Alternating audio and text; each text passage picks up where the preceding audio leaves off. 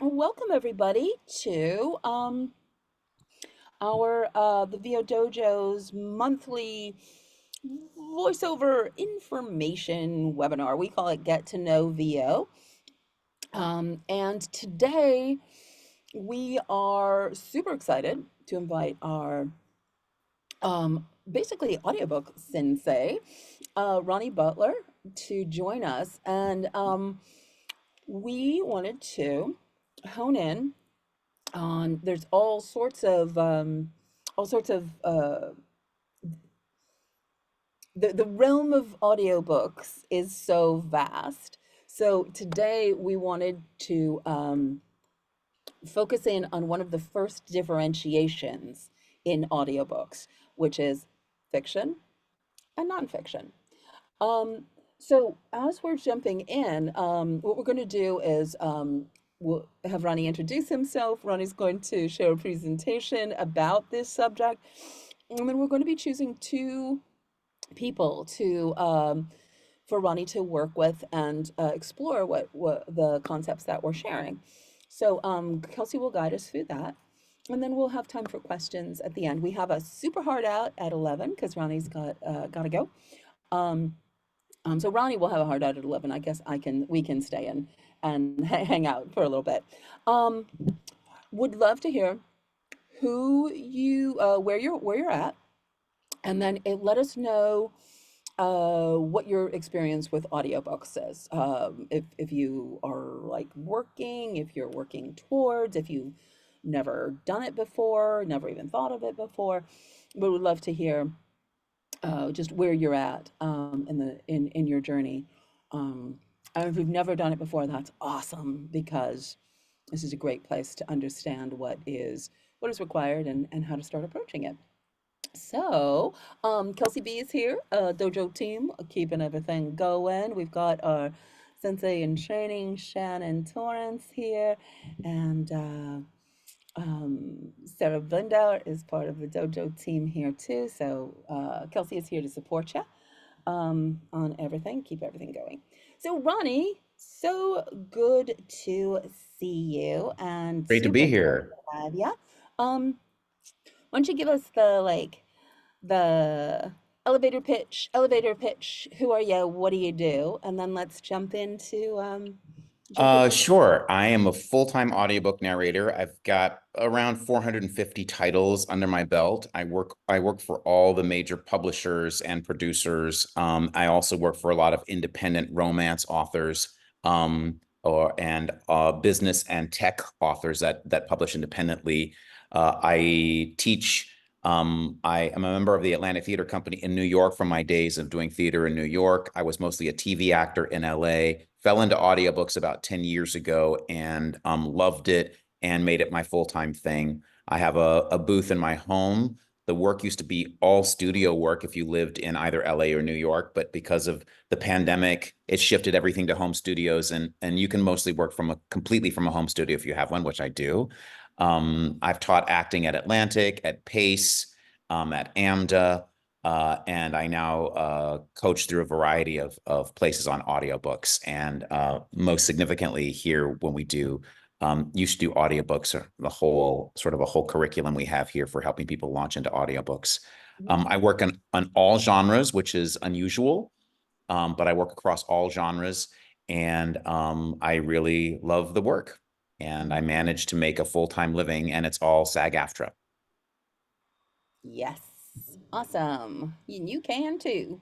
And you can too. Fantastic. Ronnie is just he's one of the most he's an extraordinary narrator, and he's also really an extraordinary educator in bringing the what you need to know about this business, about the work and about the business. So, um well, let's see.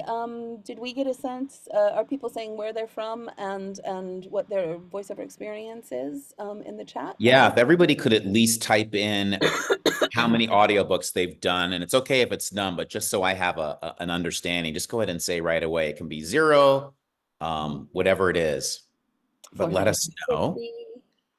Oh, great. Okay. 48 is a lot. Okay, a short book. Thank you. Good, good, good. Okay, cool, Sarah. Mhm. Yeah, cool. Well, we'll have you guys finish. You wanna jump in, Ronnie, and Yeah. go through. Um, can I just I'm gonna have some slides up, but it's mostly just to keep me on target.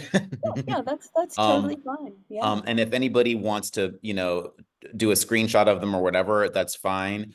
But Mhm. this is to keep me on target because we have limited time, but I really want to cover some stuff. So how can I share this? If you have what you're sharing on the screen, I then do. go to the green button in the middle, Got which it. and then Can yeah, everybody see that? yeah, and then press play. You got it. Mhm. All right. Oh, and I can still see your faces. Oh, that's Yeah. awesome. Okay. Um, although I can't see my cursor. Oh. Okay, we'll Hmm. figure that out. I think you Um, basically press the space bar if you need to go forward. yeah, when the world of audiobooks is, as Tish said, is split. The biggest division, of course, is between fiction and nonfiction. And the thing that I like to remind people, especially when it comes to nonfiction, is that it's all storytelling, right? Um, it's all storytelling.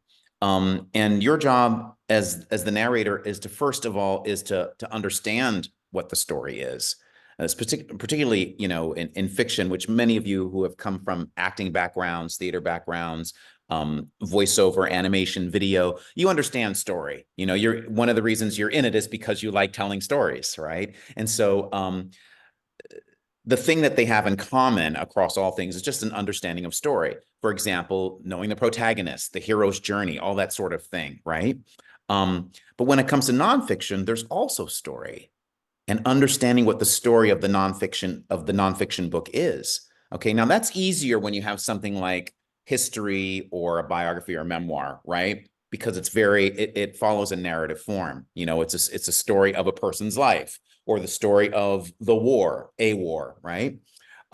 It's less obvious when it's, say, how do we unbundle API technology in a software company, right? You're like, what? What is that story? But there is a story there, okay? And the job of the narrator is the same in both genres. It's understanding what that story is so that you can tell it. It's understanding the intention of the author, right? So that you can tell that story, right? It's not just diving in and reading and doing character voices off the bat. You want to read through that whole text and really understand what is the message, right? What is the message of this particular romance book? Is it love conquers all? Is it, love is always doomed? What is the message of this fantasy book, of this of these aliens on this planet?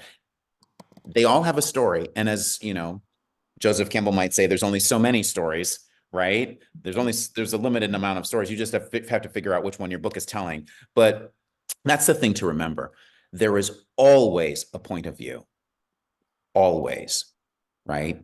If you're dealing with fiction and it's a third person that's telling the story, or it's an sort of what seems to be an objective third party that's standing back and unfolding the story before you, there is still a point of view. There's somebody that author is rooting for in the book, whether it's the protagonist or the protagonist's love interest, whatever it is. But the same is true for nonfiction.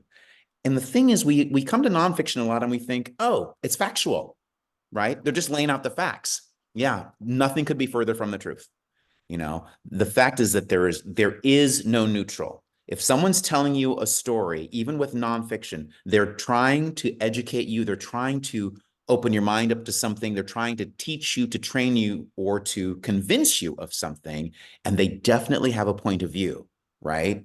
Drugs in the water are bad. You know, Unbundling your technology is good. It's going to make you rich. Any one of these things, it's understanding always that there's no neutral in any storytelling. There's always a point of view. So the job in your preparation is to find that point of view and to understand it, right? And to speak to it as you narrate. So when you approach fiction, right, your first job is to understand the through line, the arc of the story. So you read the whole book. and you figure out this is what the story is, this is where it's going, these are who my characters are. Who are the players in the story? This is my protagonist. This Mhm. is my protagonist's, either main conflict or main love interest. These are the people that populate the story. Um, Choosing voices for those characters based on the author's intentions, based on the author's information. Many people asked, do I have to do character voices? Uh, and I say that in 10 years ago, even in 15 years ago, you didn't, right? That wasn't the expectation. Now the expectation in the marketplace is that you're going to perform the story. You're not just reading it, you're performing it. They want every single character to be lived in, right? As though if any of you've listened to, the famous, I'm sorry, I don't remember his name. I want to say Jim Dale, who's the Brit who did Harry Potter. And that was sort of the hallmark audiobook where people were like, oh, when I listen to a story now, I'm going to hear all these different voices, right? And I'm going to be living inside the movie of this audiobook, but just the audio of it. And that is the expectation in the marketplace now, that that's what you're going to do. So yes, you do have to choose character voices, but you want them based on the information that the author gives you. You don't want to just pick randomly, unless, of course, you have a really bad romance book where the author just says his voice was low and husky, and every male in the book, his voice is low and husky. Then you've got to figure out, then you've got to make your own decisions. Okay. And I can help you with that. But most of the time, authors provide, even if they don't provide you with a description of a character's specific vocal quality, they will provide you with information about their personality, right? Are they high strung? Are they easy and laid back and laconic? Are they relaxed? Are they fast paced, right? In the way they move physically through the world. And you can translate those, you as the narrator and the director, because that's what most of you will be doing yourselves. You can translate that into a vocal quality and make a choice based on that. Base it though on as much as you can on what the information that the author has provided, right? And then the genre determines the size of the performance.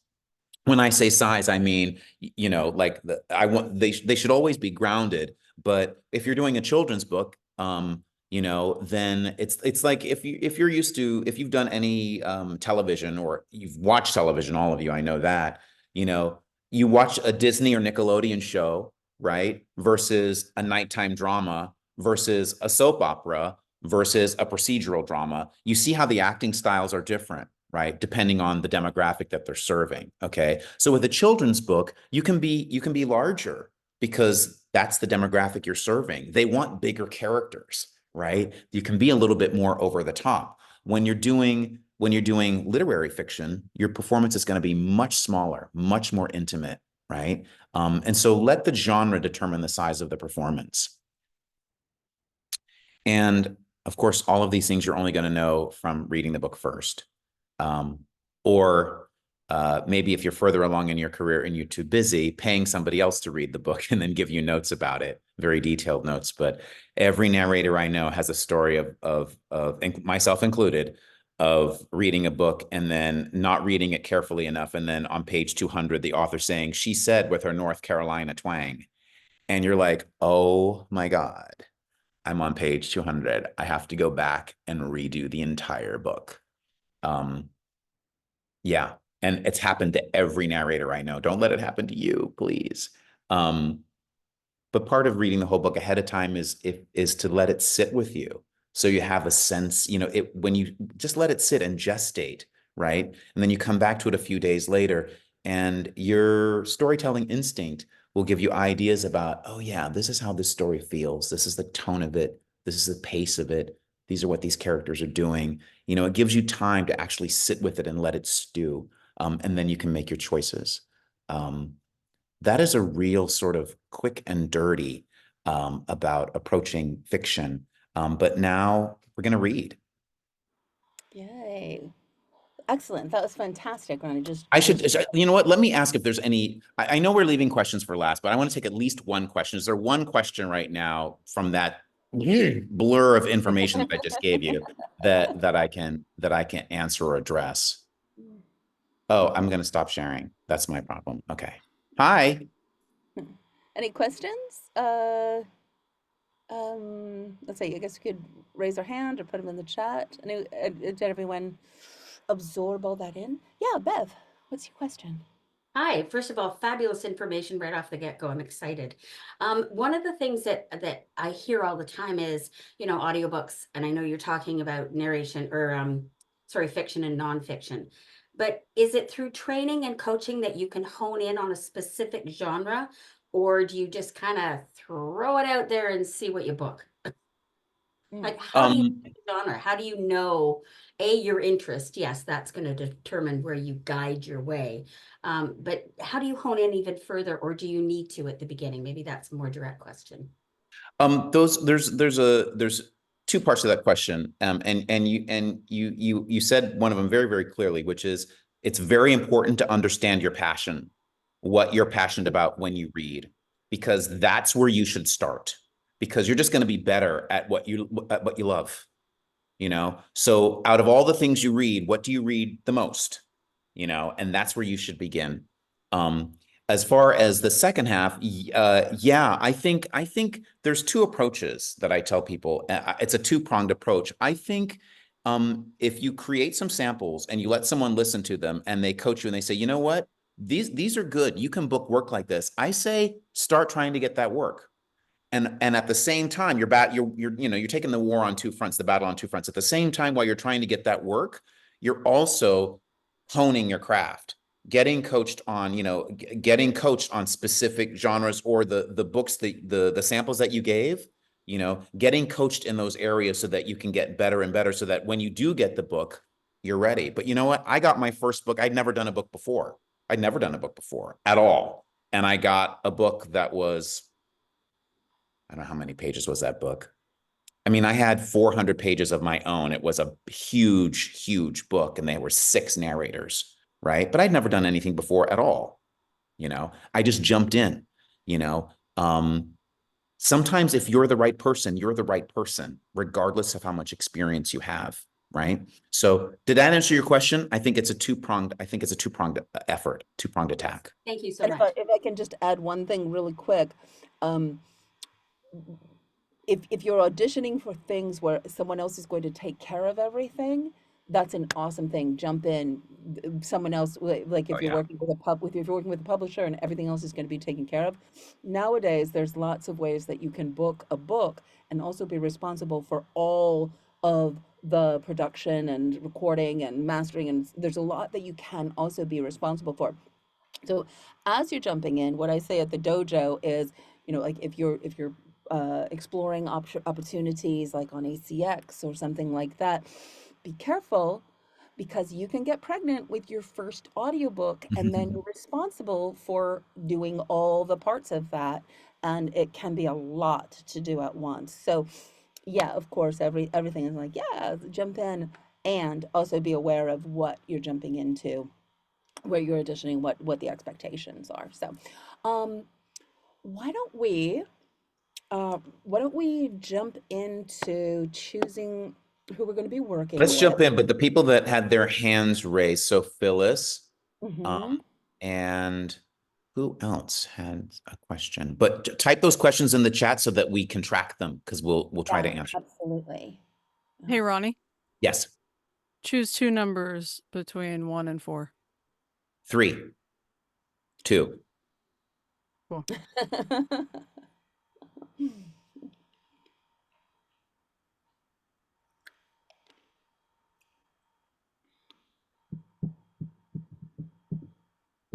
Which one are Right. we going to do first, Ronnie?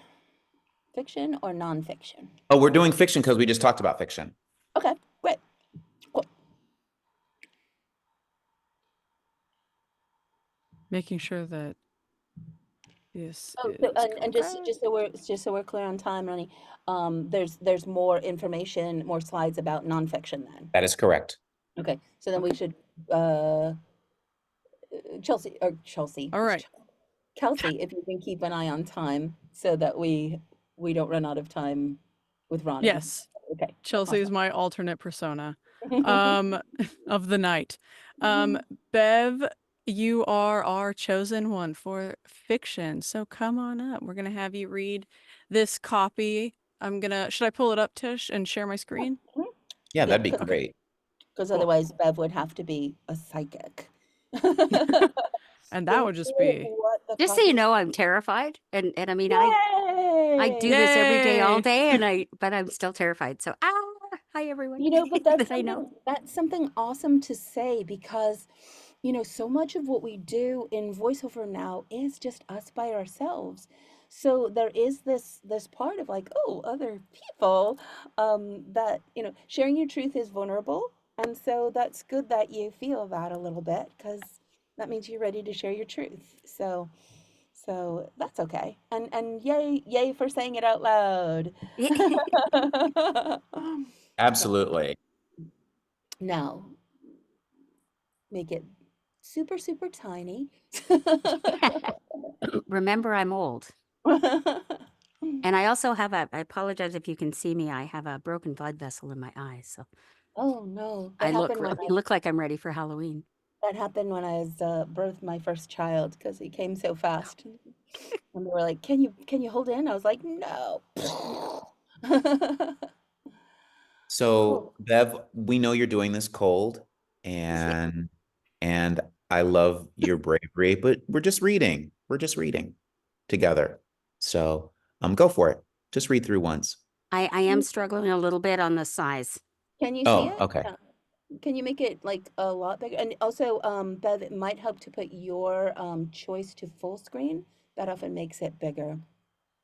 So we'll make it bigger on this No, you size. guys don't exist. All I see is his script. That's okay. That's all you need right now. That's all you need right now is the script. And can you read it? Can you see it?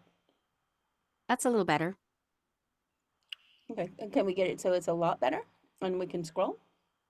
Yes. yeah, I can scroll. Okay. If you could just go, that's fine. Well, no, you don't have to go that big. Nope. That's a lot of scrolling. Okay, whatever. Sure, that's perfect. Yay. Did I Awesome. read that this was being read to children? Yes, it's a children's, yeah. Okay. Yeah, it's for children and it is technically for videos, but I would not worry about that Okay. because obviously I'm just gonna audiobooks read. would not be for children. Yes. Yeah. Okay. All set, Ronnie? Twilight was falling as Go ahead. Sorry. Twilight was falling as Brittany and Charlie strolled through the garden. Look, Brittany said, pointing to the sky. There's Draco the dragon. A dragon? Charlie gasped, looking around. Where? It's not a real dragon, Brittany replied. It's a constellation. Charlie scrunched up his face in confusion. A what? A constellation, Brittany repeated. It's a group of stars that look like a picture. Brittany traced the air with her finger, outlining the image of Draco the dragon. See? Those stars look like a dragon. Charlie jumped up and down in excitement. I see it. I see Draco. Then he stopped. How many other constellations are there up there? He asked Brittany.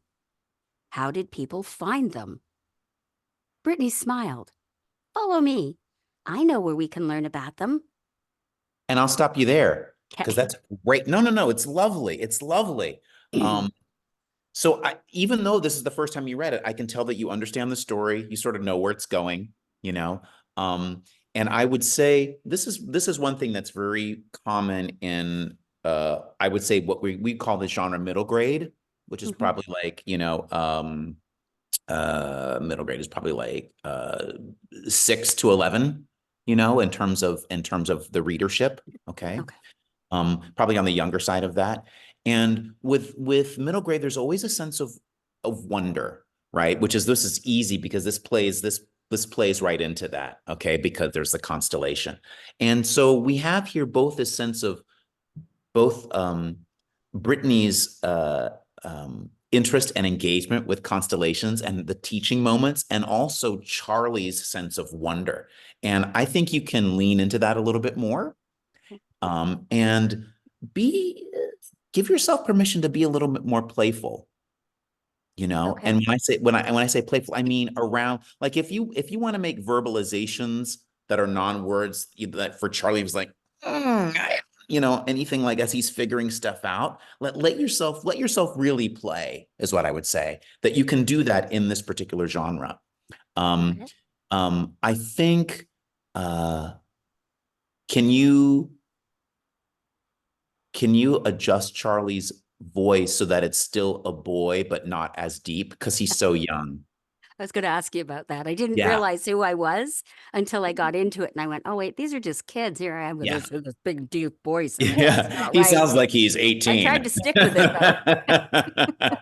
But that's okay, because we do want to prep our books, but Right. being able to read cold and make those decisions as you get the clues Absolutely. along. And Yeah. then you make a choice, and then you do another take. It's okay. Yeah. I mean, it is all good. These are, so what I'm doing with you right now is, I mean, I'm directing you, but this is the kind of thing you as an audiobook narrator, you learn to do for yourself.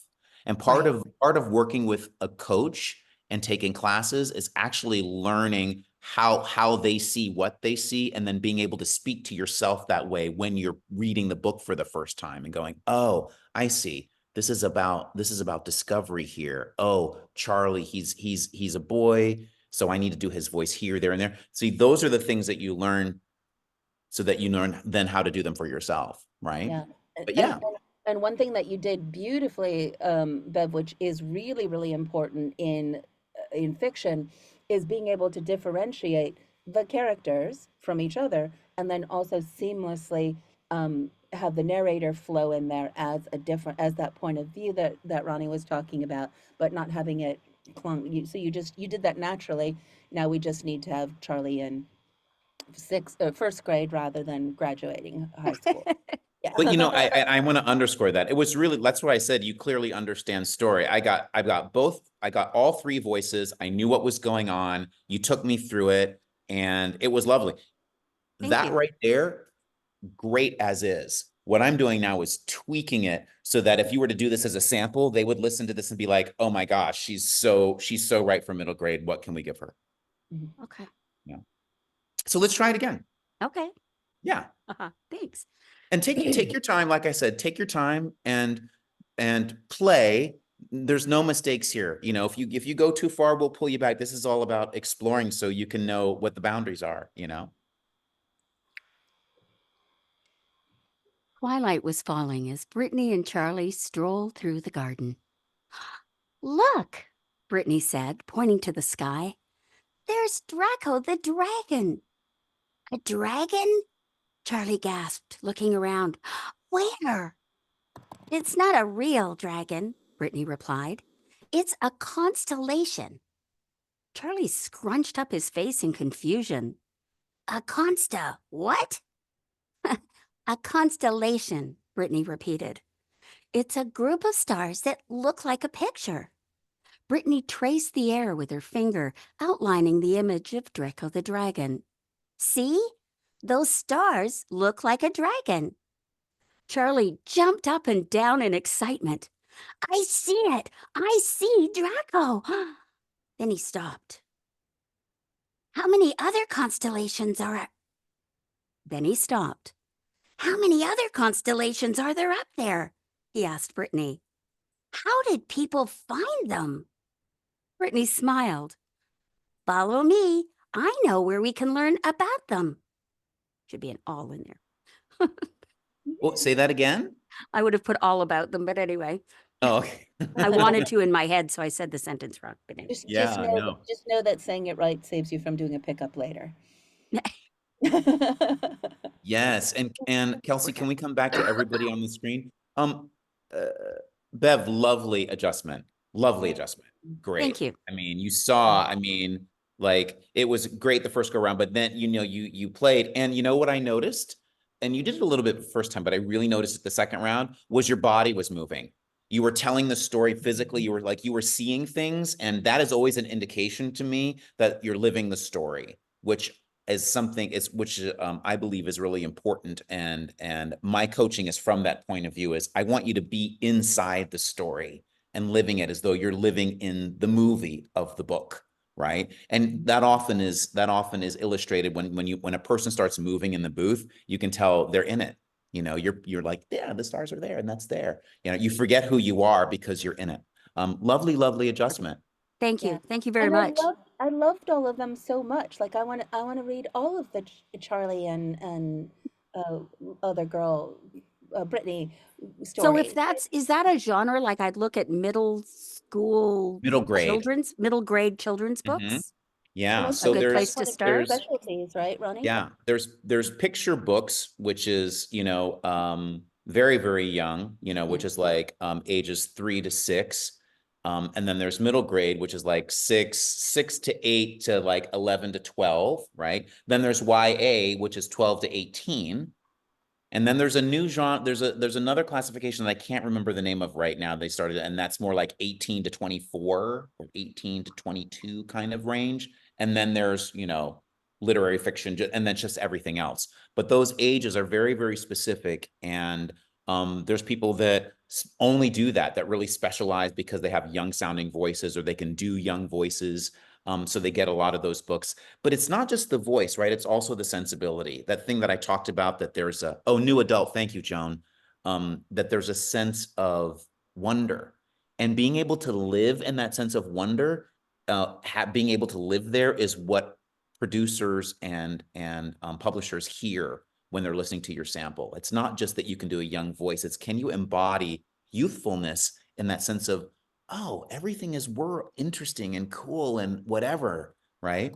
Whereas, you know, young YA is like, you know, I'm mad at the world and I can't figure it out and the world is against me and it's very angsty, you know.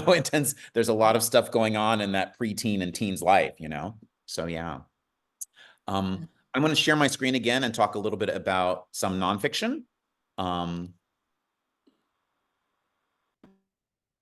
Can I find it? Where is it? There it is. Okay. Can everybody see that? Yes. Right? So with nonfiction, you're speaking for the author. You are the author. Basically, they're hiring you because the author can't read. the author can't narrate, right? And so you are speaking for the author. And this is the thing, the thing that I tell people when they approach nonfiction is you are the expert, but you're the warm expert. You're the friendly, approachable, connectable expert, not the expert that is condescending or patronizing or unreachable, but the warm expert.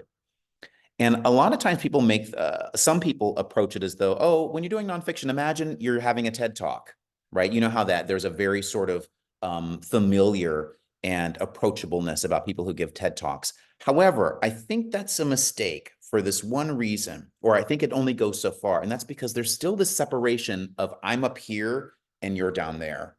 Okay. And for nonfiction, we want a level playing field and we want it intimate. Audiobooks is a very intimate experience. You are right here, you know? And so you want to talk to someone as though they're an intimate, connected person that you know. And the last thing I'll say when I mention on the warm expert is that the reason I like to think about the word warm or connected is because the language is almost always formal. It's almost always dense and thick and difficult. And so your job is to counter that. You don't want to play into it, right? Playing into it means being above, teaching downward. No, that's why instead of using the word teach, I like to use the word share. It's almost always, let me share this truth with you. Let me open your mind up to this, right? Let me bring you into the fold of understanding and being truly knowledgeable. Those are the things that you want to think about when you're approaching nonfiction. You know, sharing a valuable lesson, sharing something that's sharing the truth. Another difference between fiction and nonfiction is that for nonfiction, there's going to be a lot of research, almost always, and oftentimes with very few exceptions, the narrator is responsible for that research. You know, going through the book and finding all the terms that there just may be words that you're not familiar with from a vocabulary point of view, but you also may be doing a book from an industry that you don't know, and there's lots of terms in that industry. It may be a medical book, goodness, I did a book about a month ago called Being a Good Steward of Antibiotics. And there were probably about 20 names of antibiotic chemicals that I'd never heard of before. I had to do the research and find out how to say all that. Okay. So that's an additional part of the job that you don't really get as much of in fiction.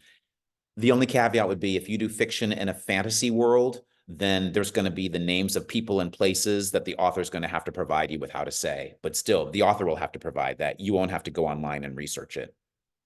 The most challenging part of nonfiction is the dense language. And a lot of places, unless you're doing something that is a memoir or a biography that's very narrative, like the story of someone's life, that's going to read like fiction, right? There's going to be lots of storytelling. But if you're doing a book on, like I said, unbundling APIs, which is a interstitial software that's used between other pieces of software, and I'm saying this because I just finished this book, there's going to be a lot of phrasing and language that's difficult to wrap your mouth around, and that's going to be a big challenge.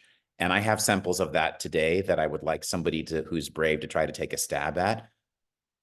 I'm just going to say, if you have the capacity and the ability to do that kind of stuff that's really languagey, you can book a lot of work because most people are intimidated by it, and you stand out. I did my first book was nonfiction, and I think for the first 2 or 3 years as a narrator, 60% of what I did was nonfiction. And that's because I not only was I willing to do it, I could do it, but a lot of people, there's less competition. I'm actually answering a slide that's further on, but that's the truth of it. And lastly, there's sort of a little bit of a debate about, oh, it's nonfiction, you don't use character voices in nonfiction. There's two camps about this. I did not know that when I started doing audiobooks, that was considered the knowledge, the going knowledge at the time. I did not know that. And so I did character voices.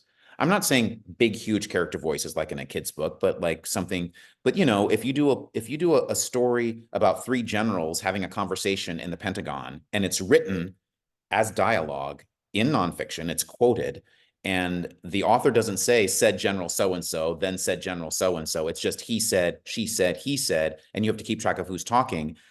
The question that you want to answer as a narrator is, how do I help tell the story? How do I help the listener understand what's going on? And if I don't give these voices some differentiation, the listener's going to be lost.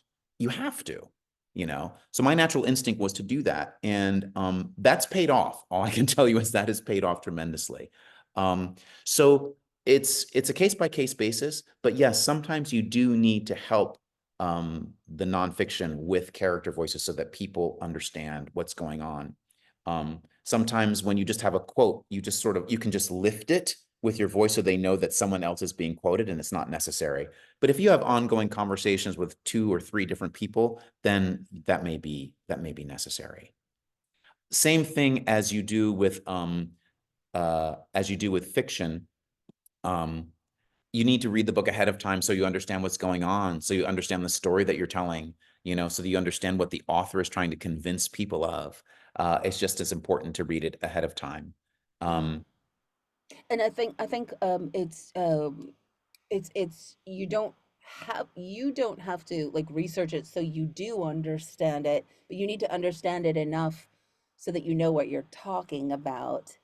And then a lot of times I say, and then think about something that you do know a lot about. What else would you be thinking about that you do know a lot about? And how can you explain that? We can talk about that more. Sure. Ronnie, I think if you could share the copy that you had in mind for nonfiction, Oh, sure. great. And then We have someone. who's going to step up? Kelsey? Yes, our random generator chose Phyllis. Phyllis. Up for the It had to be me. Oh, yes, you know the reference. Yay, I'm so thrilled. Thank you, Ronnie. Mm. Yeah, I got it. I got it. They can see it. Okay. So let me just look and see which one. Okay, we could do that one. That one. Okay, we might let someone else do that one. So let's do this one. Let's do this one. Can you see that okay? Yes, yes. Just take your time. Actually, take 30 seconds and read through it first, because you see there's lots of stuff going on. Dashes and commas and parentheses, right?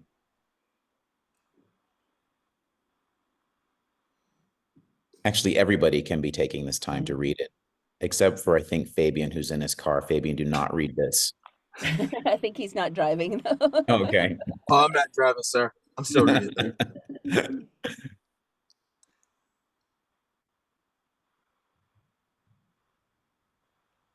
Would I read the title and the example, the top and the No, bottom? no, just start from the Germans.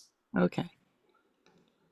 The Germans, thinking that they were putting one over on the Americans by eavesdropping on their non-coded transmissions, and apparently never giving thought to the possibility that they were the ones being played for fools, was the same sort of arrogance they'd showed earlier in the war when they refused to periodically and wisely change the setting on their Enigma machines when they sent messages about their submarine attack plans.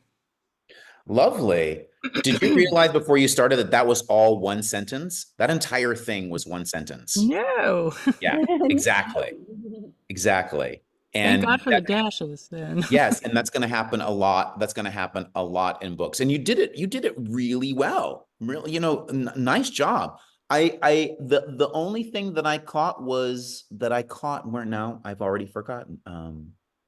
I think, when you said non-coded transmissions, you lifted it up so we knew that there was a parenthetic coming. Do you know what I mean by that? You went non-coded transmissions, da da da da da da da da da, right? Ah. You follow me? You did that naturally. Oh, and that was good. Okay. Yes, that was good. Yes. But you have to do the same thing again at the end of that phrase before the next hyphen, because we're still going on, right? Mm-hmm. Does that make sense? Do you understand what I mean? Yeah. Okay. In fact, I think, okay, so you can see this is what I did when I was prepping this book, right? Mm. And you actually did all of this naturally, right? Except, do you see where I have after fools before the next hyphen, right? I have an indication to myself that, oh, I've got to do something here because it's still continuing, right? You did all of this quite naturally, really, really lovely. I'd like you to do it again with that just one thought in mind of lifting it up, the transition. And I want to ask you too, since we're paused, who are you talking to? I would like you to pick a person in your imagination that you're telling this to. Somebody that you know really well, right? Just pick somebody that you're talking to. And you're explaining this thing to them, you're explaining this piece of history that you found really interesting, and they're confused by it, and you want to explain it to them. Okay. So have a specific person in your mind that you're talking to. Does that make sense? Yes. Okay. You got one? Yeah. Yep. Okay. Go for it. The Germans, thinking that they were putting one over on the Americans by eavesdropping on their non-coded transmissions, and apparently never giving thought to the possibility that they were the ones being played for fools, was the same sort of arrogance they'd showed earlier in the war when they refused to periodically and wisely change the settings on their Enigma machines when they sent messages about their submarine attack plans. Yes. Nice. You know what? I want to tell you right away that making that imagination connection, who you're talking to, changed your vocal quality. You were grounded. You're much more vocally grounded. You were less breathy. You were just more relaxed around it. And it sounded like you were just talking to a friend, right? Which is exactly what we want to go for in this kind of thing. So really, really lovely adjustment.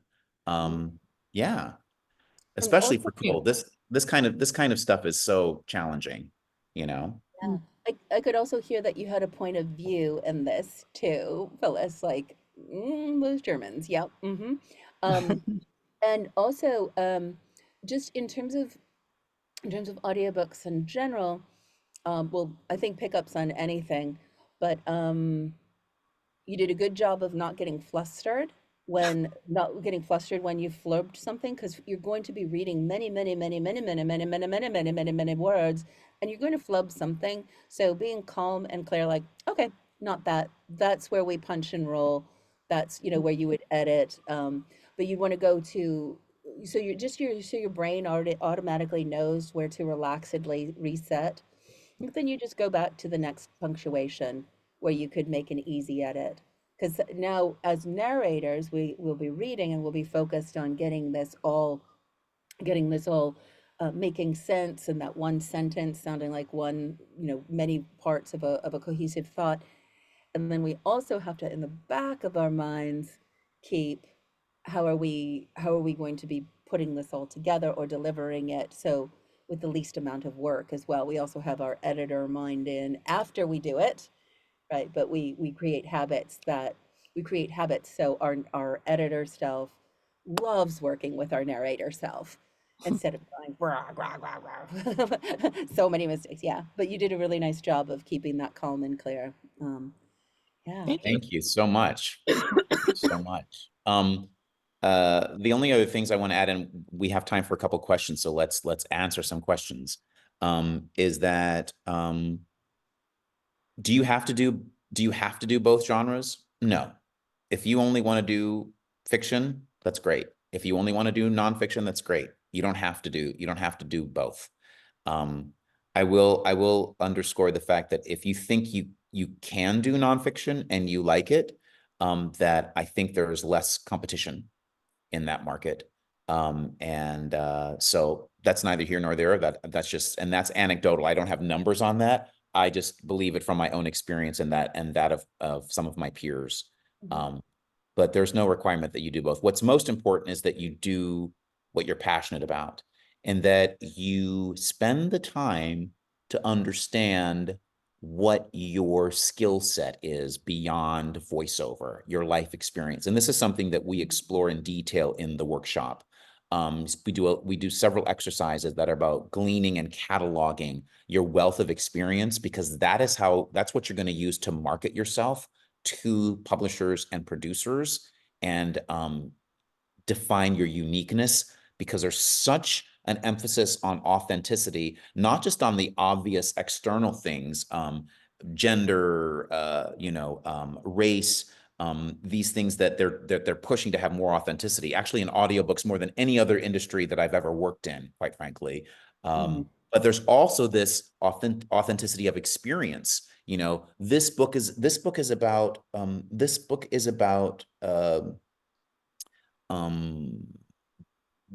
this Broadway producer. Okay. Have you worked on Broadway? Have you worked in the New York theater world? If you have, you're one step closer to getting that book than 100 other people, because they want someone that's had that experience, right? If it's a memoir of somebody who's a yogi, right? The first thing they're going to ask is, who's a yoga practitioner here? Is anybody a trained yogi? So those are the things that you don't think about, but those are the things that in addition to your skill set, your experience set, what I call your life experience set, that you need to be able to catalog and provide and market. And then when you create your samples, you want to pull samples that reflect those things, that show them off, right? So then they listen to your sample and go, oh, she did a sample about a biography from a memoir about a yogi. Maybe she practices yoga. Oh, their website, she says it. She practices yoga. Okay, this is a perfect way to show off. Yeah, I narrate, and I also have this particular background and skill set. Okay. Hey, Ronnie, could we get a Yes. picture with you before you have to go? Oh yeah, absolutely. Yeah. All right, Yeah, put on your everyone can camera. come off your on screen, even though it's an audiobook world. Okay, and maybe if you can't, okay. All right, here we go. What shall we say? Say pages. Oh, did I do it? No, I didn't do it. Hold on one second. Blah, blah, blah, blah. Okay. All right. Say pages. Yay. Okay, got it. Um, Ronnie, I know you have a hard out in a couple minutes, but I'm gonna cheat and stay for some extra minutes oh, okay. I don't want to because skip they'll you. be late starting, hopefully. Okay, great. Why don't you pull up some questions, Kelsey? Yes, I have some lined up already. Phyllis, come on up. You had a question a while ago. He already answered it through the chat, but Oh, we did? Okay. yeah, thank you. Then we have Pamela.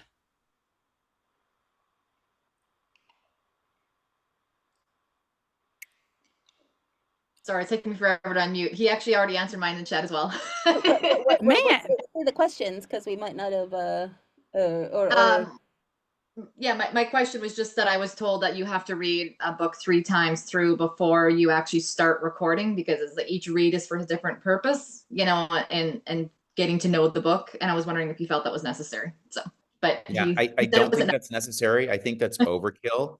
I think you know, if you got to know who you are.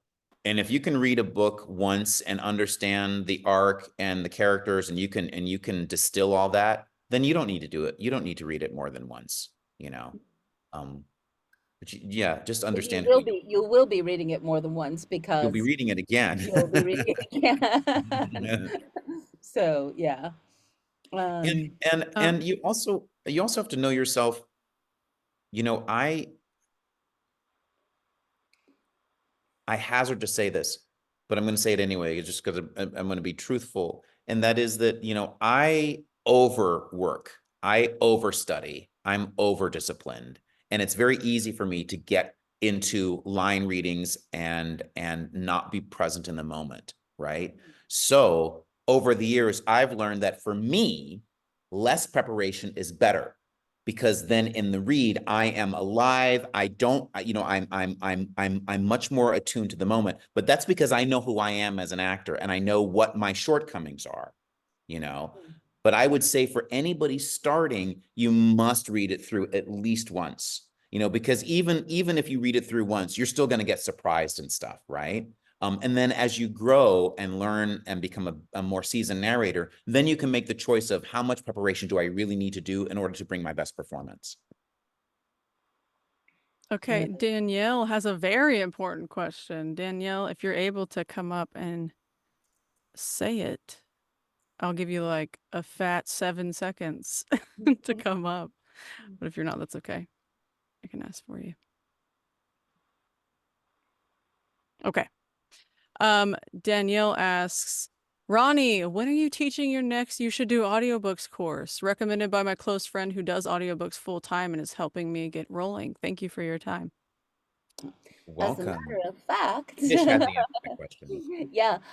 Actually, You Should Do Audiobooks with Ronnie is coming up the week of August 12th.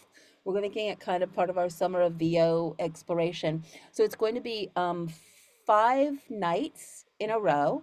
So Monday through Friday that week for 2 hours, which will give lots of time to take things in and mull them over and work together over the course of 5 nights. Um, yeah, so it's starting. We do have some spots left, and we would love, LOVE, love to have you join us. It is an amazing class. Some of our dojo members who are just rocking it in the audiobook world, like Kelly Tager, has got their start working with Ronnie. It's $350 and worth every penny because it launches audiobook careers.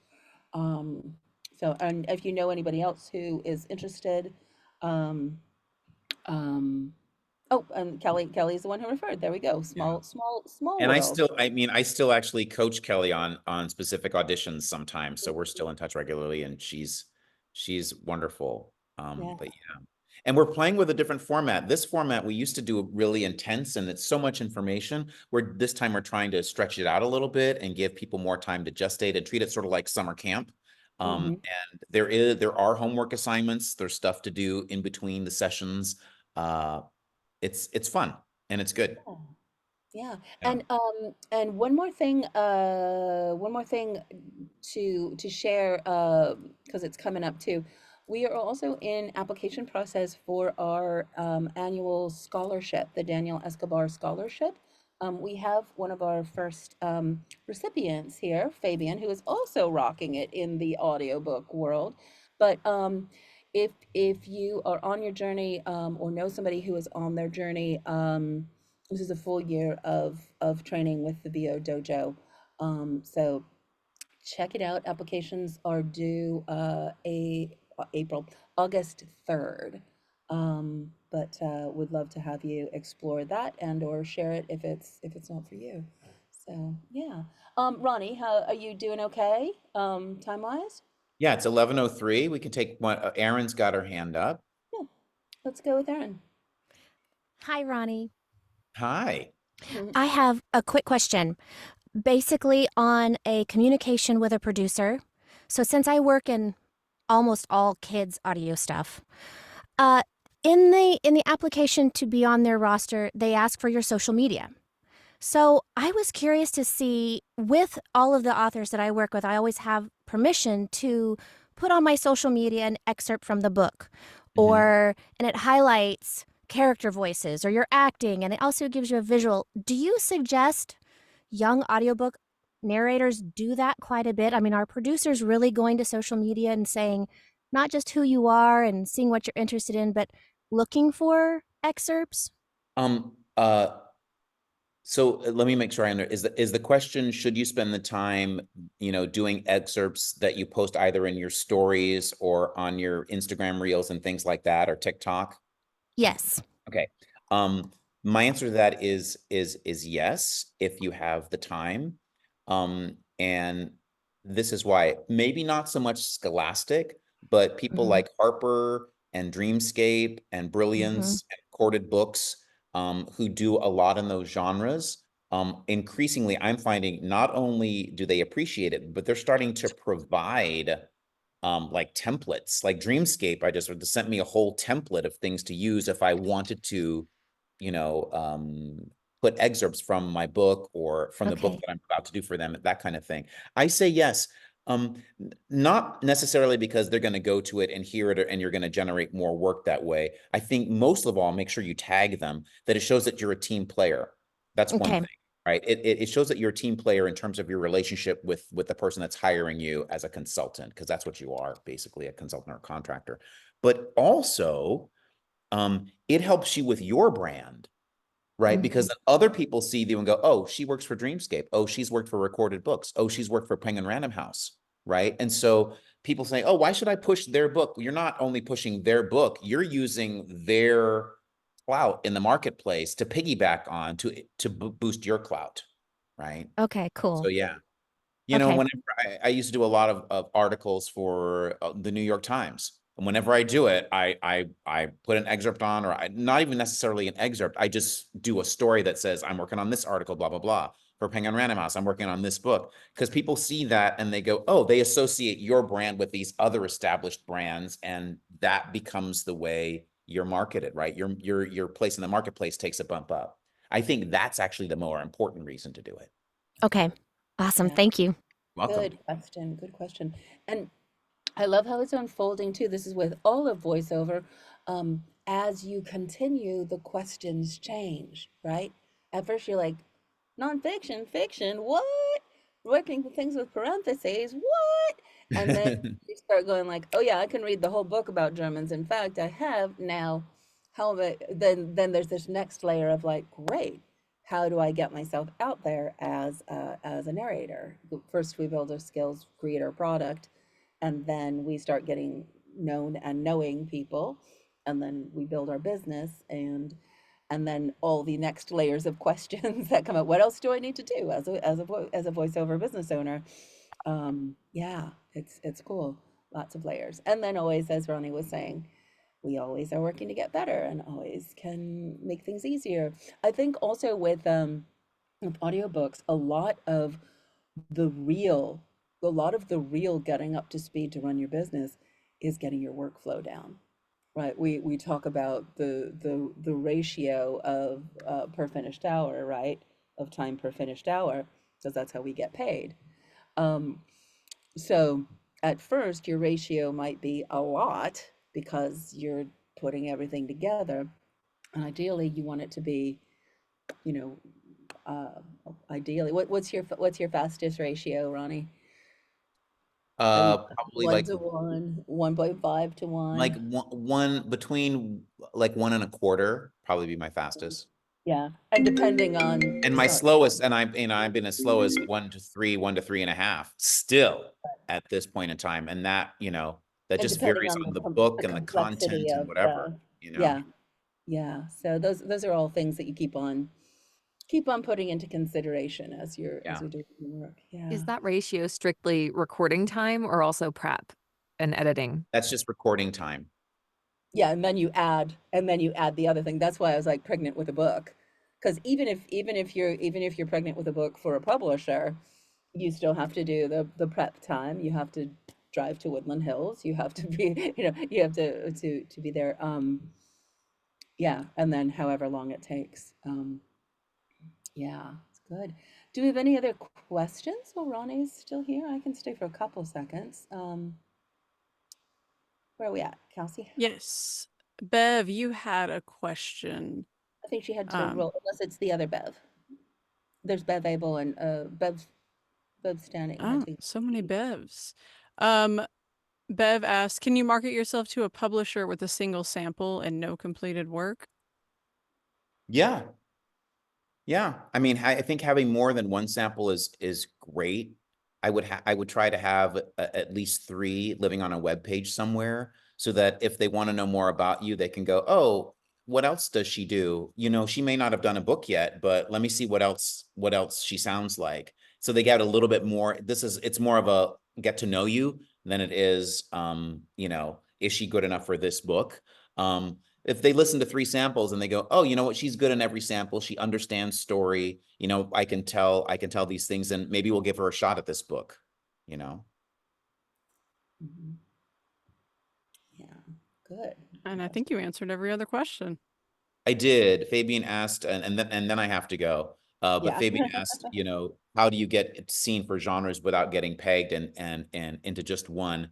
And Yeah, it's just like the acting world. They'll hire you for how you first occur to them, sure. and that's your in, right? That's how you get that first book or your first couple of books. But then after that, it's up to you to once you have that, I say, if you have that relationship, then once you have that secure relationship, then you leverage that relationship. You Yeah, reach out to that producer and go, hey, I'd really love to do some YA. I know you don't think of me as that guy, but if you sure. give me a shot, I would love to get submitted for that kind of stuff. And then there's people who have never heard of you before. And to those people, you can just market the thing that you want to break into just with them, right? Just keep going back to them and going like, I kept going back to Dreamscape going, I'd like a YA. I'd like a YA. I just kept knocking on that door every couple of months, Right. and then finally they gave me one, And now you're an it took Audie 2 years of Award-winning. knocking on that particular client, Right. Yeah, Yeah, but then that book won an award and then done, right? Right, right. right. There Yeah. was a producer that I had listened to before, and she was talking about a certain narrator that she had, and she said she couldn't imagine him in anything else but the genre that he had always sort of been in.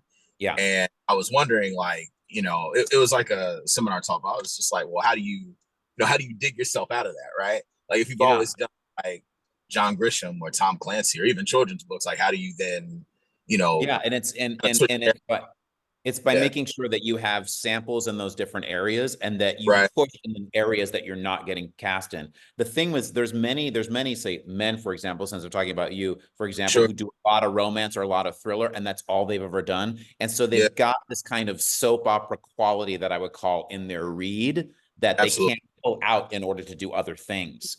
And Yeah. I think that their producer was probably thinking of those examples in particular, right? Right. And then there's other people that those producers look at and they think, oh, this is a character actor. They can do anything, right? Yeah. And so that's the way. If you want to be thought of that way, then your marketing material needs to reflect that that's who you are.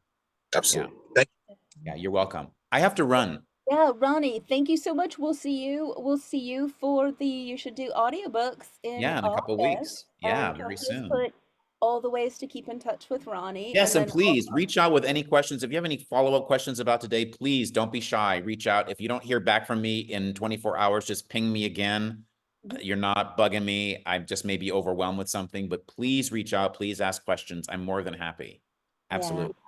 Awesome. Yeah. Well, thanks, Ronnie. And then we'll Thank you stay- all so much. See you soon. All right. Bye-bye. And then for everyone else, if there's any other questions, I can answer what I know. Otherwise, Dojo is here for you. We do this every third Wednesday of the month, a Get to Know V.O. So check it out if it's something that adds to your repertoire. We also have Ask the Sensei coming up the first Wednesday of the month. Kyle Chappell is going to be joining us. He's a multi-six-figure voiceover artist. And also, if you came here for the audiobooks, sometimes we start in audiobooks and maybe want to explore other realms of voiceover or vice versa. But I'm happy and always available to talk with everybody about anything that we call it a voiceover once-over. we had a great conversation on a voiceover once-over recently. So yeah, if there's anything that you are interested in exploring or in talking about where you are and where you want to be, I'm always happy to meet you even more in depth and help in whatever way we can and see how Dojo can help you get to where you want to be.